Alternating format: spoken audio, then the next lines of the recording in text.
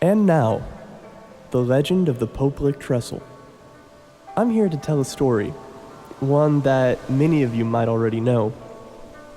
In the 1700s, when many Native American tribes were still in the Louisville region, there was a shaman, someone who communicated with the nature spirits, the waterways, the earth, who wanted to drive the settlers away from their hunting grounds.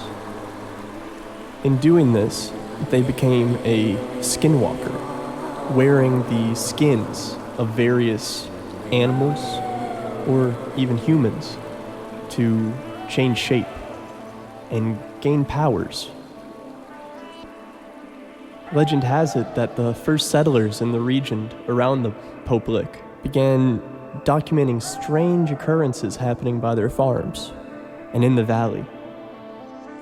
Indeed, the valley up until recently was never settled, just became farmland by the Trestle.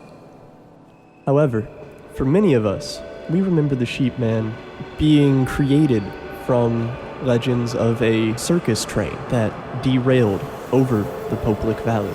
Many of those passengers never survived, but in the freak show car, there was never a documented case of where the half-man, half-goat hybrid, the Sheepman, so to speak, was found.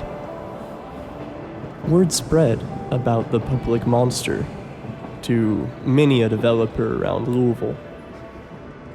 And through it all, only one decided to confront the Sheepman, taking their RV and dog to the campsite underneath the trestle.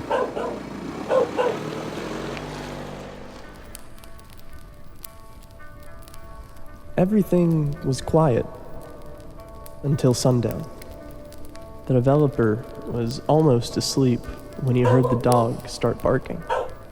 His hunting dog, who never barked, became more and more frantic as the night went on. Taking their rifle off the wall, the man started towards the front. That's when he heard the tapping. Slowly, at first, on the side of the RV. The tapping grew louder and faster, going from the side of the RV to the front, all the while, the dog growing more and more frantic. When it reached the front of the RV, the tapping stopped. The man had his gun and walked to the front of the RV to turn on the headlights. It was then that he saw it. Framed in the headlights was the outline of a demon!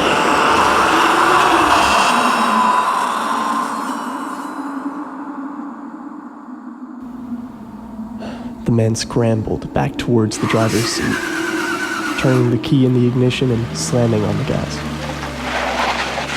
The apparition didn't move, and instead disappeared in the mist as the man drove through, frantically driving onto Taylorsville Road and exiting Popelic Valley. When he came back to the site the next day, he saw the tire tracks, what looked like hooves, stood in and around where he parked. There were no new developments after. Instead, the current land underneath the Popelic Trestle has become a new recent addition to the parklands of Floyd's Fork. While we may never know the true origin of the Sheepman, we can rest assured that his home will never be disturbed.